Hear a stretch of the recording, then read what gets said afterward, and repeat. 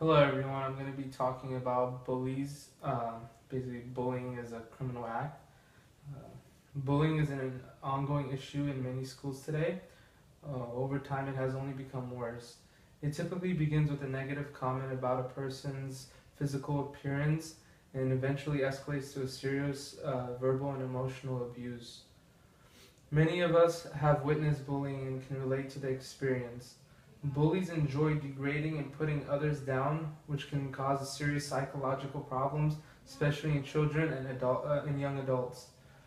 Many times, this is how low self-esteem develops and self-doubt comes into play.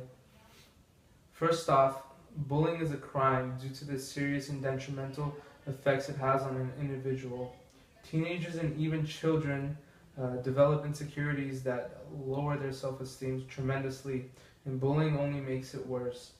American journalist Diane Dimond states in her article Today's Bullies, Tomorrow's Criminals. And once robbed of their self-esteem, they can suffer from mental and physical problems, drop out of school, and even commit suicide.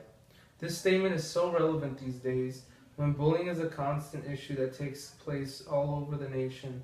Dimon also writes about how even some adults still get emotional and disturbed when they recall their own experiences of bullying. The humiliation causes recurring trauma throughout their lives. How can bullying not be considered a crime when it has such a terrible effect on a person's life?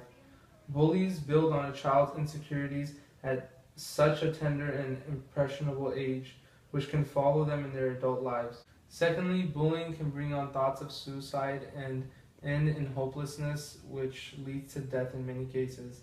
Although it's not always the conclusion, it does happen and we can't ignore it. Many times it's cyberbullying or being humiliated in front of a group of people. Humiliation is a hard pill to swallow, and sometimes that pill can cause a person to self-destruct in the worst way possible. In 2010, New York Times reported the tragic death of Phoebe Prince, a 15-year-old who hung herself because she was bullied by a group of classmates. How can someone who has yet to experience life to the fullest decide to take her own life? That just goes to show how much of a serious offense bullying is and should be considered a criminal act. In conclusion, bullying is a serious and at times a life-threatening offense, one that should be properly acknowledged and prevented. Bullies terrorize, harass, and cause an immense amount of damage to a person's life.